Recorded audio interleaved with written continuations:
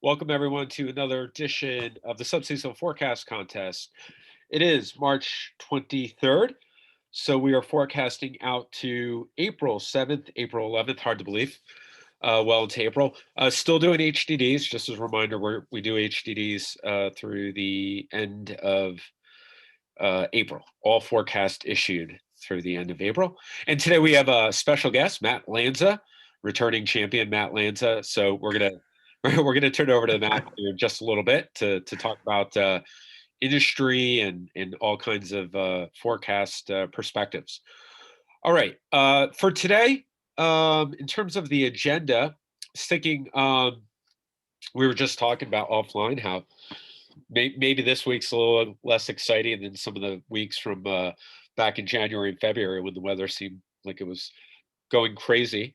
But we can look at our attributions. So look back at the past couple of weeks and verifications, which I'm always afraid to do lately. But I guess we have to do that, and then we'll get into the forecast. And does anyone have any? I think the answer was no, but I'll give you guys a couple more seconds to think about it. Any any topics today of special interest that you guys want to focus on? Special, anything going on with the models, anything interesting for the summer, anything related to La Nina, anything like that jump out to anyone? Well, we could talk about for a couple minutes the new GFS that they're I think switching to soon if they haven't already. I keep seeing everyone talking about it, but I don't see anyone actually saying what date they're going to use to. I, I believe they switched it over yesterday. If I heard correctly, was it? I guess the 12Z run yesterday was the big switch. Oh, okay. Yeah, so we could talk about that for a couple minutes if people want to. Yeah, I'll definitely let Matt talk about that because I still use the NGM model. And so I haven't made the switch over. No, I'm just kidding. But no, that is a great topic. Michael doesn't even know what I'm talking about, but that was an older model. But no, I think that's a great idea, and I think Matt's right. I think they switched over yesterday. Matt might have some perspective on that. So, all right, so let's do a quick attribution first. So let's just kind of look back and see how things went. So I'm going to pull up a different tab here, and let's see. Was this our last? Yeah, let me go to our last verification, and then we can look at the summary metrics here in a second. Is it this forecast? There's one more after this. All right, so this is the most recent verification. Forecast made in early March, verifying the last few days. So what do we have here? Verification. Let's see, what's the best way to sort this? Well, just the verification down here was close to 92 HDDs. Um, and let's just look at the benchmarks here. The 30-year was or is 98. The 10-year was 92. So very close to the 10-year. Let's sort by performance here, the CRPS. And looks like Dr. Lupo at Missouri did very well. That's Maxar did very well. Michael, there's Michael on the line, did well. Nat Johnson. Um, yeah, those are the forecasts that beat, at least according to our metric, the 30-year. I did not do well on this one. Too cold. And let's see what else near the bottom here. Looks like Paul was Dr. Roundy, Paul Roundy was a little bit too warm on the warm side. And looking at the model guidance, well, this is interesting, right? So the model guidance, other than some of these, persistence metrics, were some of the worst performers, right? The EC was 106, the CFS was 108, so way too cold versus verification. And but let's look at the pattern here because I'm curious how that lined up. Was it a case we saw? I think we talked about this last week a little bit, where last week the models captured the pattern pretty well. I think in particular the EC, but it missed the intensity. So, and obviously that's important, but it wasn't a case where they didn't capture the pattern, which is obviously also important. At least if you capture the pattern, you're in the game. And maybe even like a bias correction could help a lot. But if you don't, obviously, if you're not even getting the pattern right, then it's just more dumb luck a lot of times. But all right, so this is March 17th to the 21st. So let me pull up the Dynacast.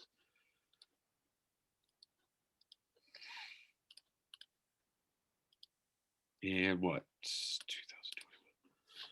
What did I do wrong? March 17th, 21st.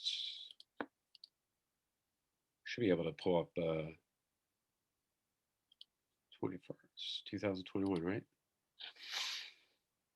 Am I going crazy here? It is 2021, right, guys? Last I checked, yeah. Yeah, that seems like you're doing it right. Let me do a refresh. Let me. Yeah. Sometimes it gets kooky. You know, when you get to my age, sometimes you forget your age, and sometimes you forget what year it is. So I've had that happen. All right, I think it's working this time. All right, so there's the map. Yeah, okay. All right, and let's line it up to what the models were showing. If you guys remember now, we have the model forecast now in here. So I'm going to pull up the EC. Let's start with temperature. We can move over to the jet stream too in a second if we want to. All right. The dates don't match exactly, but you know they're close. This is the best we have. So there's the EC. Just toggle back and forth a little bit. There's the CFS, EC, and then let's go back. You know, it's interesting and people can disagree with my opinion here, but if you told me, like, you took the names off of these two model pictures, like you told me I had to pick which one was the EC and which one was the CFS, I would probably have said this one was the CFS and the other one was the EC, just because there's no, usually the CFS is the one that doesn't show any warmth anywhere, at least during the winter, it seems. But EC kind of was guilty of that this time. Yeah.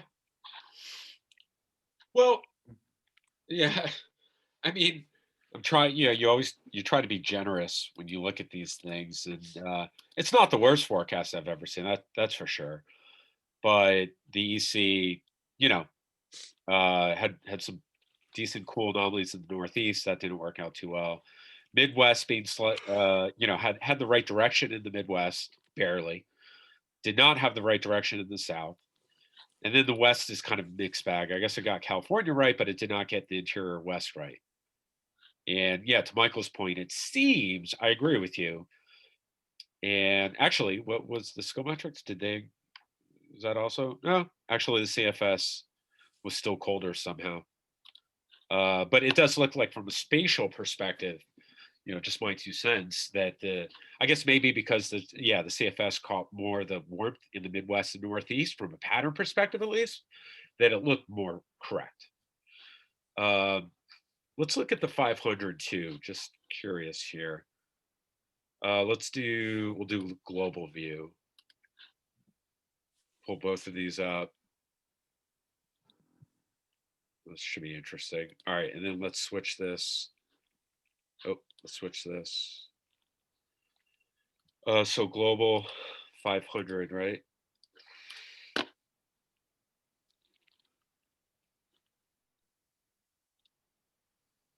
All right.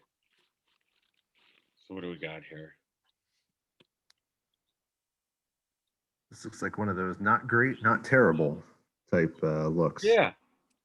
It looks like it just kind of misread the North American ridge, if I'm seeing these maps correctly. Because it looks like in reality it was a lot stronger over the Great Lakes, and the Euro just didn't have it at all. I agree with that. I mean, from a spatial correlation perspective, and I guess we can you can try to check this on the Maxstar site, but just visually speaking, yeah, I agree with you, Michael. I mean, the North America pattern, the EC clearly did not do as well, right? I mean, it had a long extended trough from Alaska, which was right, I guess, but then it just extended it to all the way out into the southeast, you know, to the southeast Canada off this North Atlantic. Uh, yeah, just no.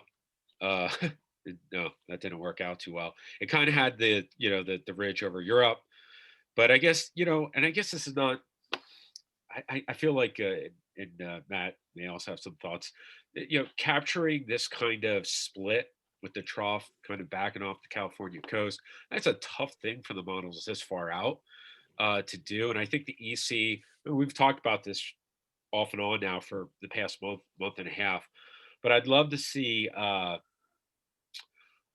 been a while since I've seen this, but we used to look at these like 500 millibar bias charts from the EC. And if I remember correctly, the EC does have this bias of too much heights across the central and eastern Pacific. And I wonder if that, and I believe that accrues, that bias increases with time, at least out to a certain point, like, day 2 higher than day 1, day 6 higher than day 2, that kind of thing. Um, and I wonder if that also kind of plays a role here in it having a difficult time in sort of seeing some of this, because you can imagine, I guess, using your imagination, which meteorologists try to do, right? Or try to be artistic about things. Um, if this trough, if it had picked up on more of a trough off the California coast, it probably would have split, right? It would have had more ridging across Canada. And in theory, again, I'm using my imagination, it might have also then downstream picked up on more of a split in the Atlantic, right? But it didn't, obviously. It's almost like the CFS almost, from a pattern perspective, again, I think the CFS is a clear winner. It did pick up a little bit more on the split. It just obviously had it too far east. Uh, and that did cause a little bit of problem, but it picked up on this split. It picked up on the split downstream. Uh, yeah, that's really interesting. I don't know. I really think, like, looking at the CFS from a 500 perspective, it's better. It's just, I think, where, and you look at the numbers, in part, I think the numbers, because at the surface, the CFS still has such a bad bias, right? That all things being equal, even if the 500 millibar pattern is exactly the same in both the EC and CFS, almost certainly the CFS is going to be colder because of the way it resolves surface features and whatnot. Anyway, I've been spouting off for a while. Any other thoughts on this forecast verification here? I think it's pretty interesting about how well the CFS did. That's a really good it's a good example of where you can use this stuff to kind of add value, and like, like you were saying, the actual raw HDD number, not good at all. But like, if you saw this and you drew a map for this period and it looked kind of like that, like, I think that, if you're working on a trade floor, I think your traders would be pretty happy with that. I don't think they would get too many complaints about something like that. And I think that's kind of like, at least that's how I view the 16 to 20 day. I feel that every shop is different, and everybody's got different needs. But like, the way I view it is, I'm never going to be able to really get into the nitty gritty details that good, but I want to just be able to have a good sense of directionality. And I feel like if you're using something like this, and obviously you would be using other things too, and this wouldn't be the be all end all, but just as for this particular forecast and for this tool, that's pretty good directionality that you're going to get from that. That's a really good way to put it too. Like, again, I'm speaking qualitatively, but if I could make a forecast, and basically repeating what you said, if I could make a forecast with this kind of skill at the 500 millibar level, I would take it in a heartbeat. Looking at how close this is to verification, I would take it in a heartbeat, right? I mean, we've seen 16 to 20 day forecasts that are like almost literally 180. And this one, it caught like a lot of detail about the forecast. I mean, look, we could look at the correlations. Let's see, do I have it up? Yeah, AO. I mean, what's the yeah. Yeah, so the correlation with the AO in this period was about 0.7. What's the actually what I know what I wanted to see. What's the let's just look real quick. Let's look at, just curious. Yeah, these spatial correlations or what have you. Um So okay, so 1 to 5, 6 to 10, 11 to 15, right? We're looking at North America. Uh, so in the 1 to 5, very high, it's 0.95, almost 1. 6 to 10, at least recently, it's closer to zero point 0.6, but it's sometimes around 0.8. And 11 to 15, yeah, pretty big drop, 0.25 recently. That if I'm reading this right, yeah. Uh, but it sometimes gets as high as 0.75. What's they have the 30-day average here? So the past month, yeah, mean 0.4 ish. Best models 0.46, worst models 0.32. Uh, so yeah, I mean, they don't have, or maybe they do. What is this running average? Well, I don't know exactly, but the I was going to say what was the score of that verification we just looked at? I mean, it looks to me like Matt and I were saying there, it looks pretty high. This does not look like a point 0.3 or 0.4 to me anyway. I mean, it looks much higher than that. So yeah, I think that's it. And again, looking at those 11 to 15-day skill, like yeah, your spatial correlation, especially with the GFS op or and we were looking at the 11 to 15, let alone the 16 to 20. So presumably it's going to drop even further. So yeah, this is interesting. It's a pretty good forecast. Um, anything else? I think it's also interesting looking at on that page you were just on, Dave, that the EC has been struggling mightily this past week. I mean, a score of 0.129, I think that's abysmal even in the 11 to 15-day range. And the GFS is just seems to be well above it this past week. So I don't know, maybe it's just this past week thing based on the past month scores, but they also just I think they just I don't know if this is the same I don't think that's the same GFS they just upgraded. Um, but it'd be interesting if that has any effect, because I don't I never know if they upgrade the one model, if it upgrades the ensembles as well. I don't think so unless they tell you. A lot of times they'll do it separate. I've certainly seen them do it separate. Matt, do you know if in this case if they're doing both or if it's just the JFS op? No, I think it's just the op for this time. Which I know, Michael, that can be confusing too because it's you're sometimes you're using models that are different. It's like you probably wouldn't put on a clean pair of pants if you had a dirty pair of underwear, right? I mean, it's kind of like not sure that's a great analogy, but you get it. I like that one.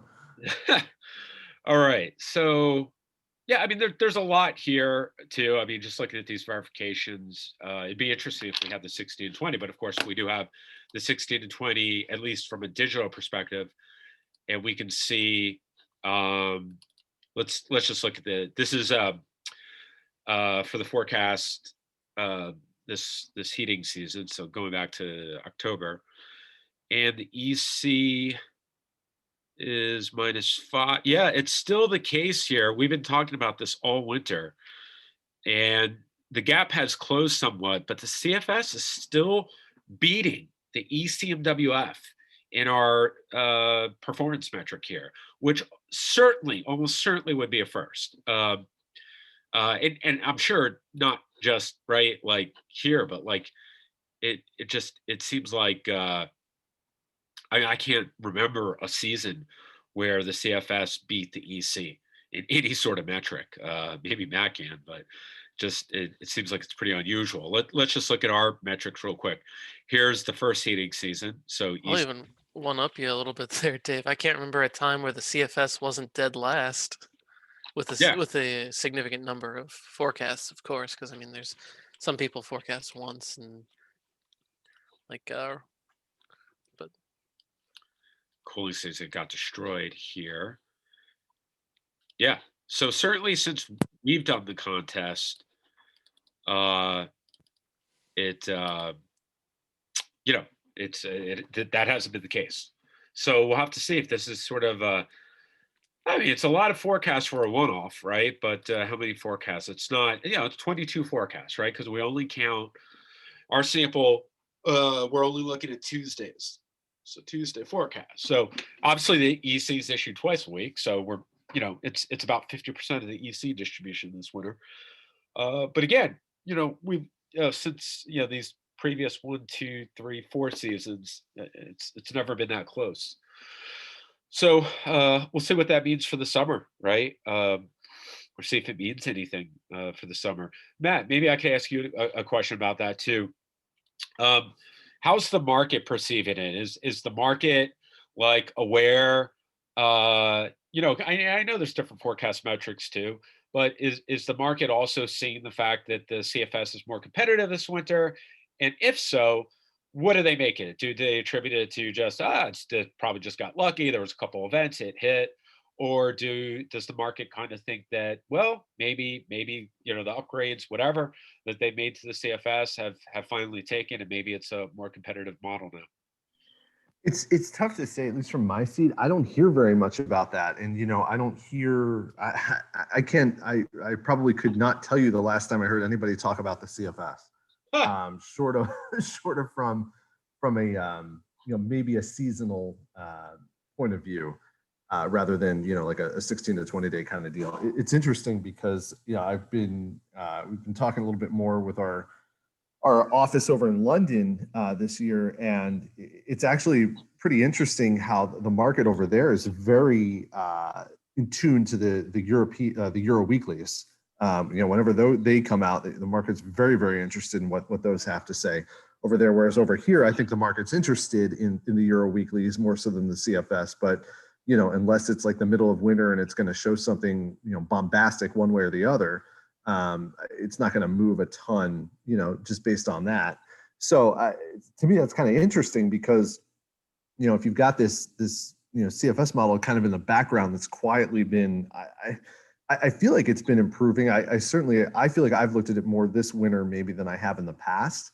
I don't know if that's by design or just because. And I feel as though I wouldn't necessarily say I trust it implicitly, but I trust it a little bit more than maybe I have in the past as well. So I think that presents kind of an interesting little conundrum. And I see you hovering over 126 there. So I'm curious to see how it finished, leading into that obscene cold that we had in mid-Feb.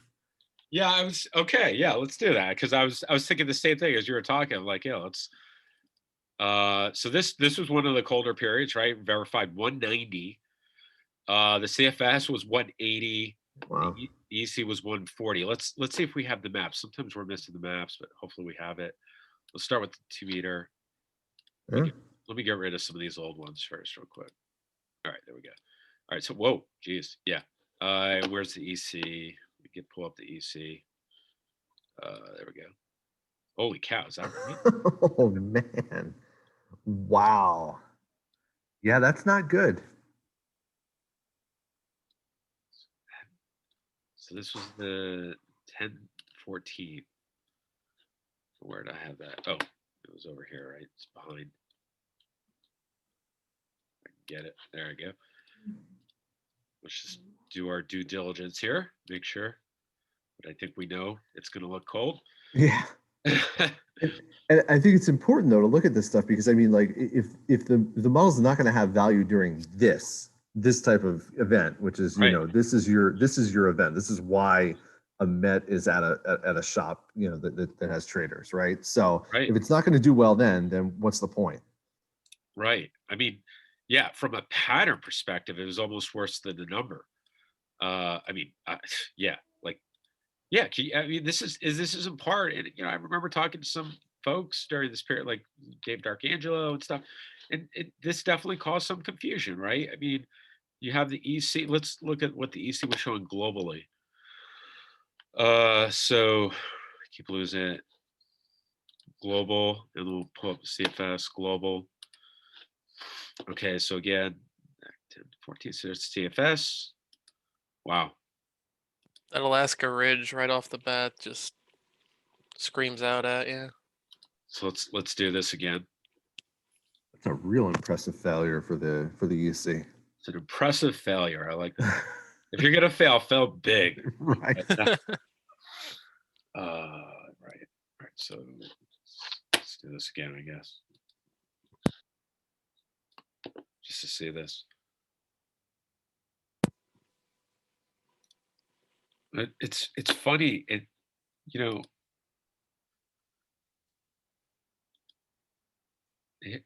from a pattern perspective, it doesn't look that terrible at all. Like, at least, hey, okay, it got the ridging south of Alaska, or well, obviously, That's generous, I think, but it was close. yeah, it's a little bit. Yeah, it was a little, I mean, okay, but again, this is 60 to 20, right? Like, ridge toward the Aleutians, trough, but clearly, yeah, what you mentioned, Michael, clearly it missed the fact that there was enough blocking or ridging, whatever you want to call this thing up here, right?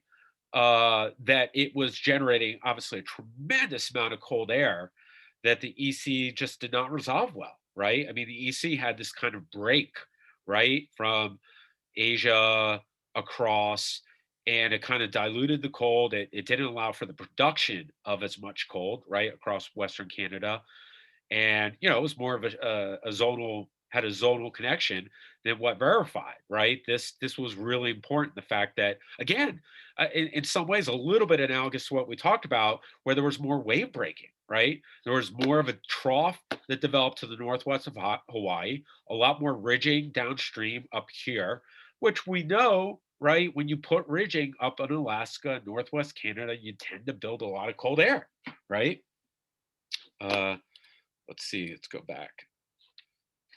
Yeah, I mean, you're fair. I mean, the CFS obviously didn't catch the break between Alaska and the Gulf of Alaska as much, but the fact of the matter is that was less significant, right? That was a less significant miss. It was much more important the fact that it caught the fact that there was going to be a lot of this wave breaking and ridging across the Arctic regions, Alaska, Northwest Canada, whatever, and the production of tremendous cold that was going to be able to infiltrate, into a good chunk of the country. Yeah, another clear. I mean, the CFS got the important details right. That's for sure. Yeah, there's no question about that. And I'm just kind of looking back at some of my notes from around that time, and it's funny that what was this map was made on the 26th of January. What was the initialization on this? Yeah, yep. 26. Yeah, and I mean, yeah, I even in my notes, I kind of said that it was generally kind of a mild looking pattern. So at this point, I still wasn't even sold on it. I hadn't even bumped up my Feb HDDs yet, but I mean, I think a couple days later, it was a little bit different, a little bit of a different story. Yeah, I agree. And again, looking at this, the thing that jumps out to me in a couple of these forecasts that I would love to explore further is clearly the CFS caught some of this Rossby wave action, maybe tropical forcing, extratropical forcing. If I remember correctly, the MJO was becoming very interesting at that point in late January. If we go back to does this go back to late January? Maybe I have to pull up this guy. But I think it was making a beeline toward phase 6 and 7, right? Come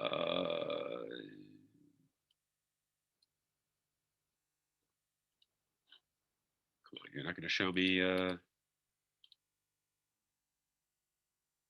go back to January.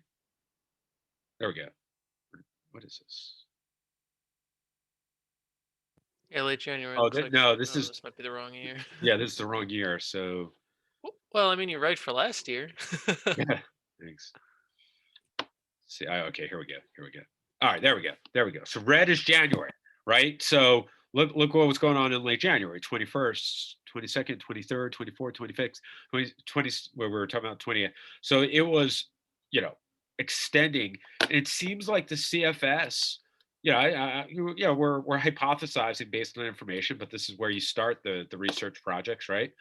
Um, you know, that the CFS was able to catch some of this action here, see something, this link with the with the tropical forcing much better. It kind of looks like the EC was locked into a La Nina, a stable La Nina state, maybe putting too much weight on the seasonal base state at the expense of not capturing, the short term synoptic slash subseasonal bubblings that were going on down here. And again, I wonder if that's linked to a possible bias in the EC in terms of putting too much ridging out in these areas and effectively suffocating, some of those synoptic driven events that happened, that transpired, that eventually transpired and helped to I think turn the pattern. But anyway, there's just some thoughts. So, any other thoughts before we shift to the current forecast? All right. I guess we spent a good amount of time on attribution, but it's been obviously a really interesting January, February period there. All right. So today is the 23rd. So uh, let's just take a quick peek at what we're dealing with here. So the coldest forecast, we have this persistence thing. We have this persistence input, I guess I should call it, because it's been a rule of thumb by different forecasters that persistence can, in some cases, be a helpful tool. But it's been interesting since we added this because it really, I would say, also shows the limitations of using persistence. This is still heavily weighted to some of those colder forecasts because it's a 45-day lag, 45 days of observation. So it's certainly including some of those February days. Now, if you think February still has an influence on the forecast, maybe you'd use this. But I think more so what it's highlighted based on the performance metrics is that, it's sort of like the old Clipper model in hurricane forecasts. At some point, it was useful, but at some point, the models, statistical dynamic models, got so much better that it really became less useful. So anyway, just a couple thoughts there. But looks like in terms of human forecast, we actually have Josh, who's got some interesting methods. Joshua Herman, 83, and then the warmest is down Matt or near Matt. I guess the CFS actually at 48.7. So who wants to go first? Matt, how about you? You want to just give us a little background on your forecast process today, and also if you want to chime in on any other interesting things you're hearing in the market, that'd be cool too. Yeah, sure. So yeah, I am pretty warm this week, and the CFS is pretty warm, and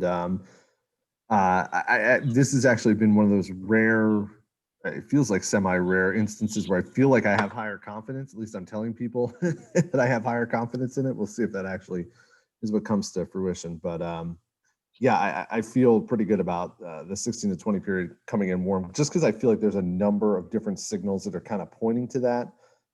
You don't often have everything kind of lined up when your subseasonal models are kind of in line with each other, when your analog methodology that you're using that I like to use based on day 15 kind of comes in line, and when you've got an MJO sort of in a favorable place for things, I feel like that's a pretty good spot to be in.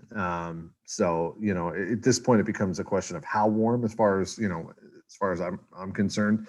And your 10 years 60, so I figure 10 under that is fine to start. It could easily be down into the 40s. I think just based on what I'm seeing, but at the same time, you get a weak little shortwave trough or a front or something that comes through and screws up your forecast. That's always a risk. So I very much always like to kind of account for a little bit of that when I'm making my forecasting. So it's never going to be necessarily reflective of exactly what is being shown out there, but it's always reflective of where I could see, all right, there's a little bit of hedging that has to take place here for this number. So That's kind of where I'm at, where I'm getting the 50 from at least. If you want, I can share my screen and just kind of walk you through some of what I was looking at. Right? We want to do this one and that. All right, let's start here. Can you guys see that? Yes. All right, so this is the map I sent out this morning. I do things a little differently with my 16 to 20 day relative to what traditionally is done for the 1 to 15 day maps, where you sort of have like 4 temperature tiers. Here, I just have, all right, this is going to be above normal, and here's where I have higher or lower confidence, just to kind of because I know I'm never really going to get the exact values right in that time frame. So as you can see, I got a little happy with the red marker this morning. And have higher confidence here pretty much everywhere. This is probably about as high confidence a map I'll ever draw for 16 to 20, which I think is kind of interesting. Just again, with all those things sort of in line, I feel pretty good about this. Now, and it's important to remember too, high confidence doesn't necessarily mean it's going to be 10 degrees above normal everywhere. It could be 3 or 4 degrees above normal. I'm just confident that we're going to tilt to the warm side. And that's one thing that I try and hammer home to our traders when they look at these maps. So just kind of starting looking at 500 millibar map on day 10 from the Euro, at least, just to kind of get a sense as to whether anything is kind of changing. And you can sort of see that there's at least higher heights, kind of a flat ridge in the east. It looks like it's sort of transient in the 11 to 15 day. And you sort of have a little bit more troughing trying to develop sort of off the west coast, which I think is related to PNA, which we can talk about in a second. So it almost looks like you have one little transient ridge that moves through, and then the pattern looks like it's trying to prime itself to set up for more of a traditional West Coast trough, East Coast ridge kind of setup. And I feel like in the 11 to 15 day, the warmth is not really driven by that sort of setup. It's just a warm pattern or a mild pattern. And then once you get in day 15, maybe you're setting up for a warm pattern, at least in the eastern half of the country. Looking at just kind of the teleconnections, like the key teleconnections sort of all plotted on one chart, which is one thing that I think is kind of cool in Storm Vista, at least, that you can do. One of the things I'll do sometimes is just look at the teleconnections and say like, okay, well, what stands out here? Does anything stand out? Are they all converging to neutral? And if they're all converging to neutral, that doesn't mean that there's not a signal. That could mean that there's not a signal, or it could just mean that the averages between all the different ensemble members is so extreme that it's just averaging out to zero.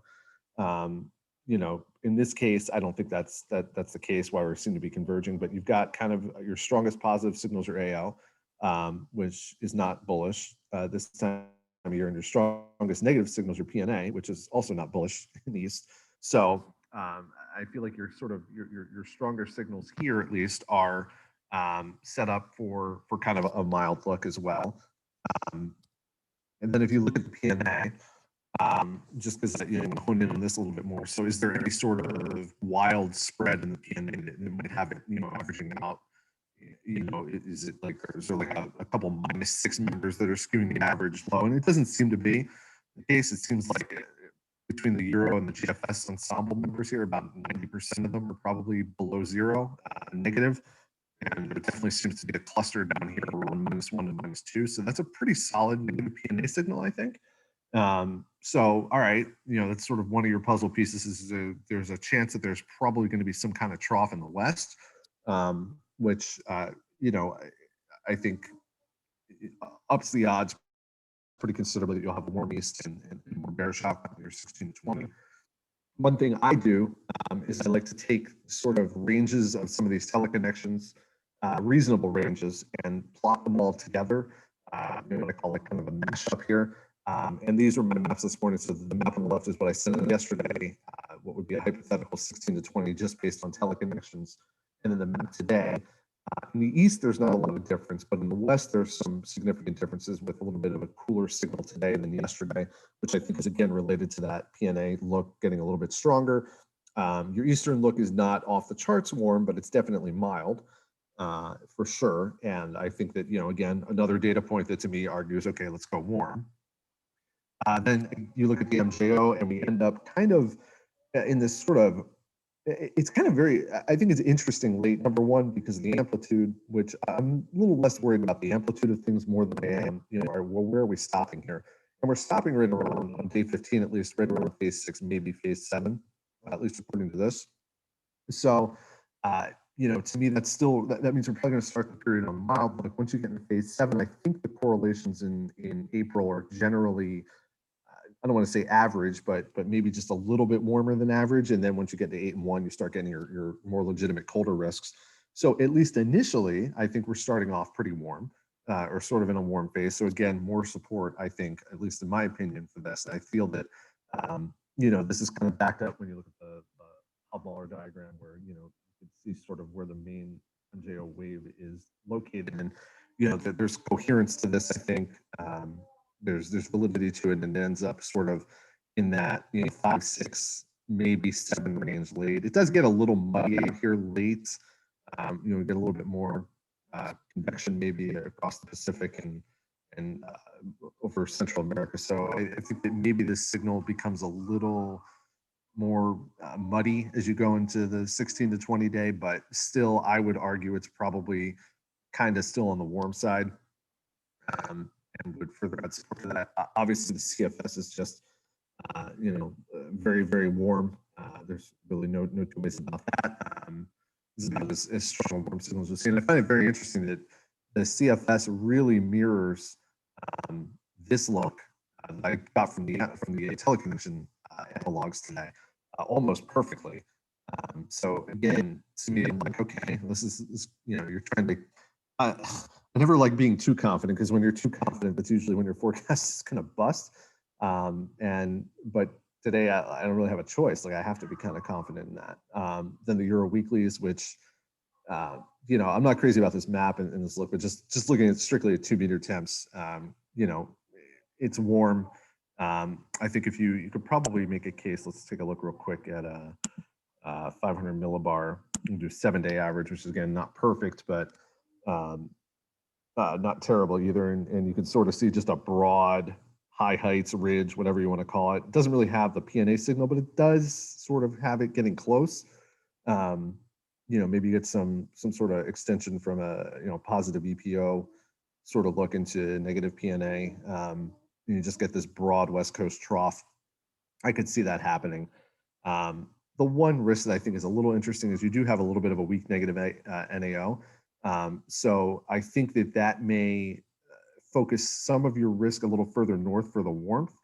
And then that does perhaps open Texas to Florida up to maybe be a little bit closer to average or cooler than average, which isn't going to really add HDDs in April, because they're over to CDDs at this point. But if you were concerned about CDDs, that would be a consideration, to think about, that maybe demand will be a little bit below average in Texas and Florida, which, I think further adds to the bearishness of this pattern. And just one last thing, just kind of looking at the CFS for April's outlook, the last 9 runs. I mean, I feel like we've seen this a couple times this year where it's been pretty consistent, and then midway through the month, it starts to get a little bit more volatile, a little bit choppier in terms of what it has. But I mean, other than the amplitude, the forecast, its forecast for April has been exceedingly consistent and exceedingly warm. And I think that is noteworthy, maybe beyond the 16 to 20. That you're first of all, you're starting off April kind of on the warm side, so that's your most HDD rich portion of the month, your best heating demands, and you're going to be kind of bearish in that period. So then by the time you get to the second half of the month, even if it is a little bit cooler than normal, does it really matter? That really becomes the question. So I just feel like we're sort of into this warm situation. Now, I think the one thing that would be kind of interesting in all this, kind of going beyond 16 to 20, is if this MJO does continue coherently and does get to 8-1, then you do open up for maybe some cooler risk. Maybe that PNA trough will swing east, and you can get a cooler east and back third of a month or something. But at this point, I mean, I wouldn't be entirely shocked, if maybe we just end up kind of coming back into the circle here at some point. You weaken that MJO wave a little bit, but TBD on that. And and obviously kind of concern for more beyond this period. So hopefully that's a little bit of insight into how I kind of came across where I'm at. Yeah, that was pretty cool, Matt. Thank you. Any questions for Matt in terms of his forecast process here? I had a question. I'm just and this. I'm not trying to make this a loaded question. Uh, so, and I say that because I could say it in a way that sounds that way. Like you talked about teleconnections, right? And how you look at the teleconnections, and I think most of us do, right? It makes sense. But like, how do you and how would you and I'm thinking of the question, same question for me too, honestly, and I'm not sure how I would answer it, but let me ask you the question first. Let me just spit it out. If you had two forecasts that were I don't know, let's say equally warm, just because we're talking about warm forecasts here, equally warm for a certain time period, like 1620 or April or whatever it is. So you had two different forecasts. They were both like 10 degrees above normal. And then you looked at teleconnections, and one of the in one of the scenarios, teleconnections had, I don't know, all the positive AO, blah blah blah, kind of that you would normally think associated with a warm forecast. In scenario two, it didn't, right? Let's just say whatever it was just one of those situations where the teleconnections aren't as intuitive as you might expect. The AO is neutral and whatever else, but somehow there's a big ridge in the eastern United States and it's 10 degrees above normal. Would you, all things being equal, how would you think about those in terms of confidence? And I guess because ultimately this gets to, I'm trying to ask, like, how do you use teleconnections in your forecast process?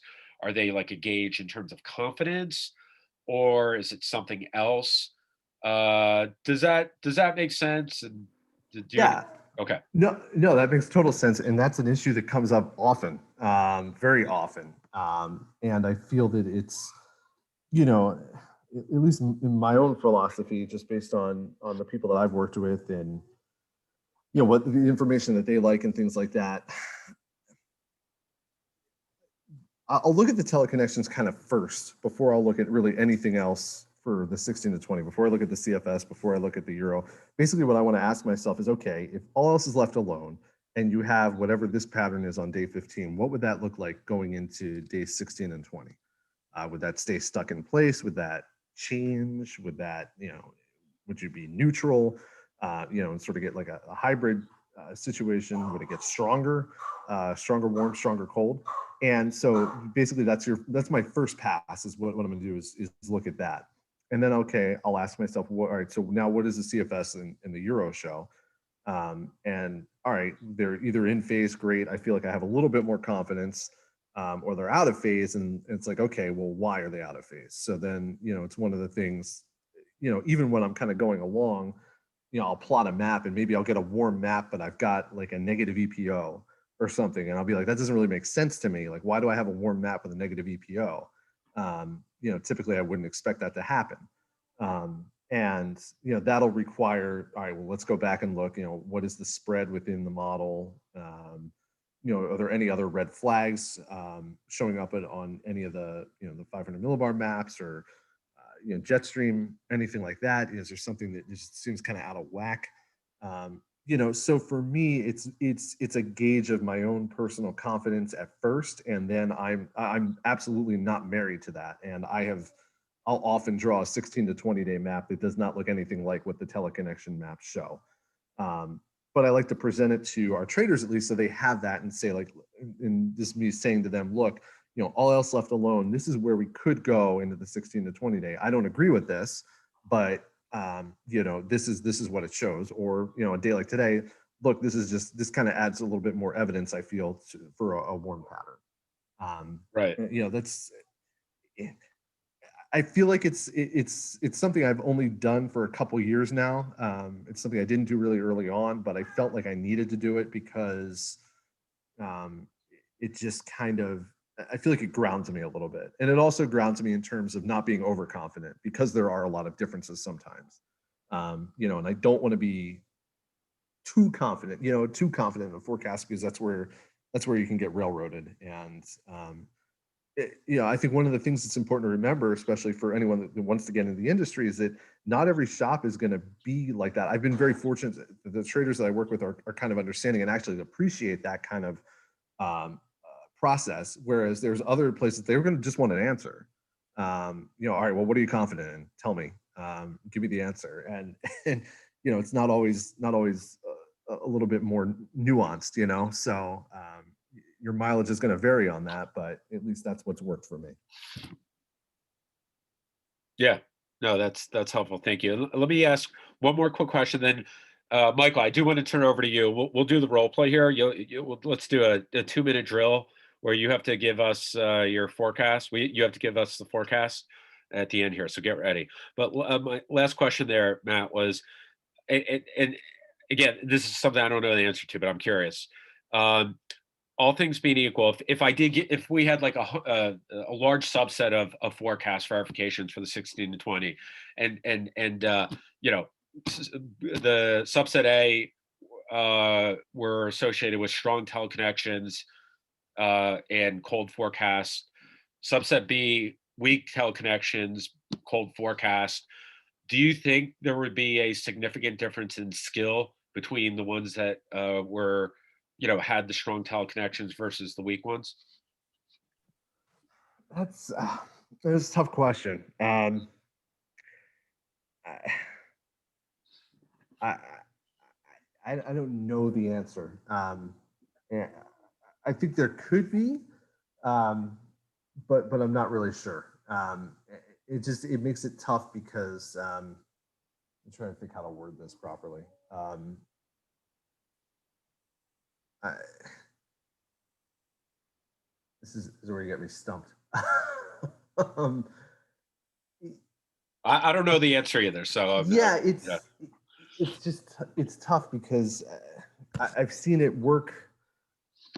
I've seen, I feel like weak teleconnections also really have a purpose too. It's not. There's going to be instances where that's going to be actually a good signal, for your forecast as well. So it's not always going to. It's not necessarily going to be that one's necessarily better than the other. I think they're both going to have some strengths at times. It's one thing that I wish I had time to do is there's always the time crunch, right? And I would love to go back and see, just kind of verify these teleconnection ideas and like just see, like, all right, I have sort of an idea in my head of how well it does in certain patterns when it does better than others, but I don't have that quantified. And that's something that I wish I had time to do more of, to be able to kind of dig into that and be able to say, like, okay, on a certain day, certain pattern, we know that 75% of the time this tends to work out favorably. So I think there's just almost limitless things you could do with this sort of stuff in terms of going through and verifying and um, you know just seeing when this works and when it doesn't. And I feel like that's one of the things that really bugs me about the CFS model as well, is just that there's times where it's going to perform fantastically, like we looked at that February case, but the problem is how many false alarms were there leading up to that, right? And that's when you got to know when to pull the trigger. That, all right, well, this time it's right. And that's another area, like what is the overarching background pattern that allows for the CFS to be better in that situation than in situation X. So it's just all these little problems that you could try and solve, to play with that. And I think the same goes with teleconnections. Yeah, fair enough. Fair enough. Okay. Yeah. If you do, you still have like 3 more minutes, Matt? Yeah, I'm good. Okay. Okay. I just wanted to make sure. So, Michael, let's turn it over to you. You can close this out here. Why don't you give us what we need to know about today's forecast? By the way, Matt, this is where you get to, you get to play the stakeholder now and get to grill Michael. So have a little fun. All right, go ahead, Michael. Okay, so my forecast was for 60.9 HDDs with a slightly above average confidence spread of 16.4.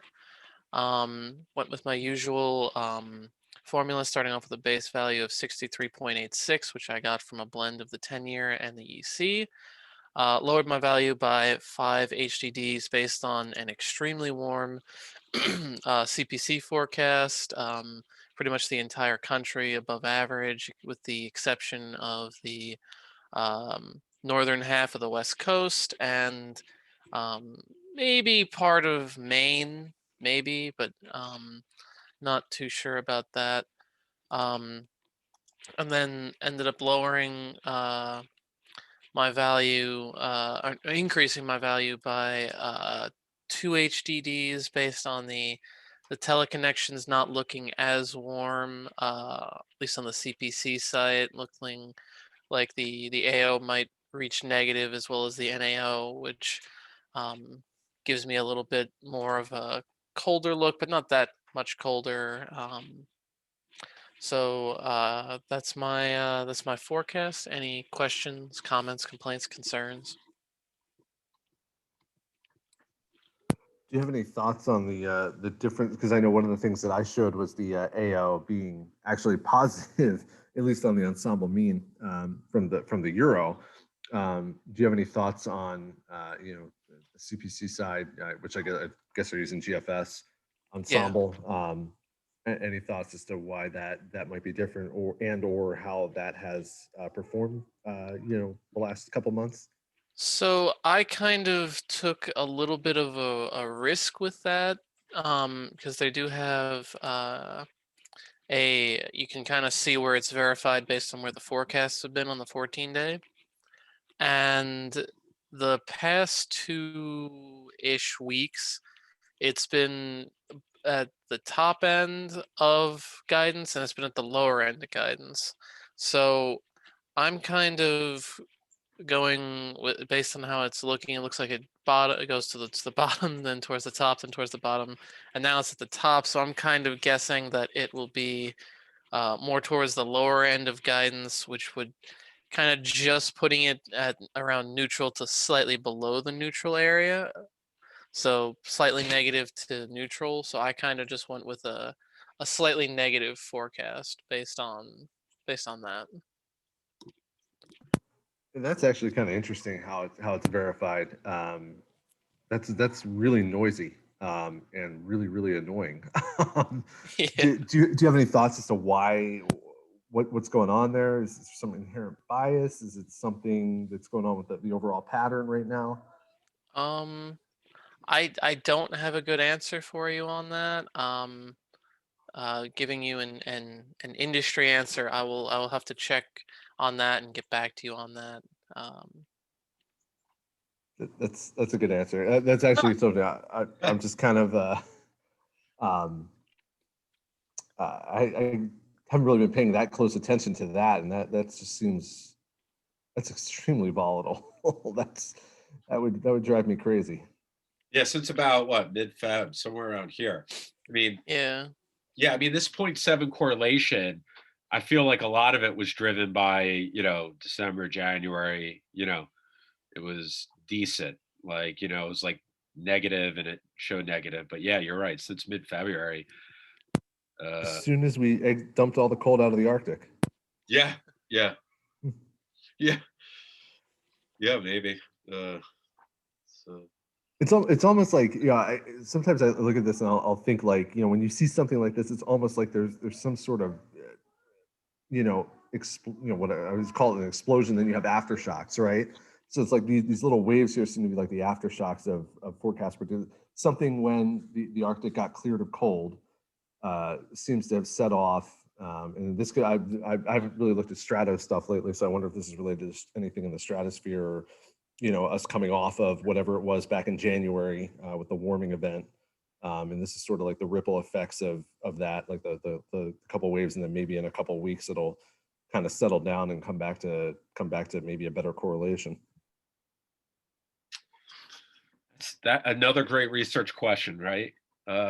There's always more questions than answers, unfortunately, in forecasting, right? But Every yeah, day. I mean, I would love to know that too. And Michael, he's been talking. I mean, all this winter, just, at first it was interesting that the AO was so negative for such a long time. And of course, it wasn't really cold, or at least here. Some other areas, obviously. But and now a lot less stability. Yeah. Like, what, why the stability here? Why the lack of stability here? Does it have something to do with the cold? Yeah, the cold air supply.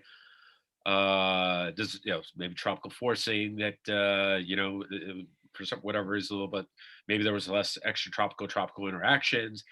Maybe now there's more, and that's causing less forecast skill, just harder predictability kind of thing, like when we were looking at the EC, a couple of those situations, looking at this EC 16 to 20, it didn't capture the pattern well. I don't know, but all right. Well, I don't want to keep you guys. We're already in overtime, bonus time here.